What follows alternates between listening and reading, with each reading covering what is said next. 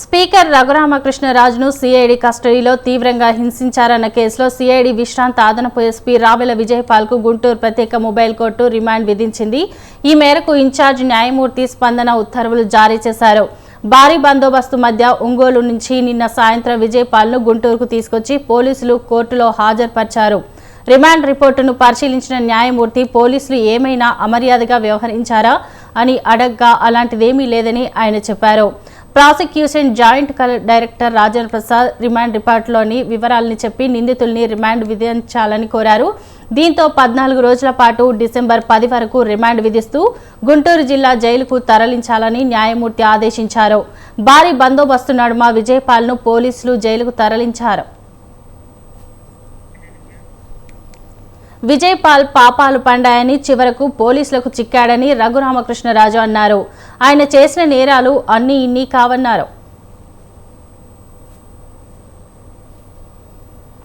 Complaint లో A4 గా ఉన్న విజయపాల్ అతనేంటంటే ఎంటైర్ కోఆర్డినేషన్ అంతా ఈ విజయపాల్ అనే వ్యక్తే చేయటం జరిగింది. అతను ఎన్నో దందాలు చేశాడు. అతను చేసిన పాపాలన్నీ కూడా ఇవాళ మరి అతను అన్ని దందాలు చేయబట్టే దేశంలోనే ప్రసిద్ధిగాంచిన ఎంతో ఖరీదైన లాయర్లు 3 సార్లు సుప్రీంకోర్టులో అపీర్ అయ్యేలా మొత్తానికి పాపం పండింది. తెలియదు, గుర్తులేదు, పోయాను మాజీ పోలీస్ అధికారి అయ్యుండి క్రిమినల్ లాగా సమాధానాలు చెప్పడం అతనికి చెల్లింది. ఎట్టకేలకు నిన్న సాయంత్రం సుప్రీంకోర్టు కూడా తిరస్కరించిన తర్వాత నిన్న సాయంత్రం 9 గంటలకి ఆయన అరెస్ట్ ని ధృవీకరించినట్టుగా మీడియాలో చూసాం. చాలా సంతోషం అనిపించింది. ఎందుకంటే నాకున్న సిఆర్పిఎఫ్ సెక్యూరిటీని బయటికి పంపి ఆ తర్వాత ఇంకొక లేడీ ఆఫీసర్ సమ్ ఐపీఎస్ ఆ సిఆర్పిఎఫ్ ఆ బయట కూడా ఉండొద్దు అని మీకు ఎక్కడో రూమ్స్ పెట్టాం ఏదో హోటల్లో, అక్కడికి వెళ్ళిపోండి అని చెప్పి పంపి ఐపీఎస్ ఒక జూనియర్ అడిషనల్ ఎస్పీ ర్యాంక్ అతను, ఇంకా పైన సునీల్ కుమార్, అసలు కుట్ర చేసిన దాంట్లోనేమో సీతారామాంజనేయులు, ఇంకా 5 వ్యక్తులు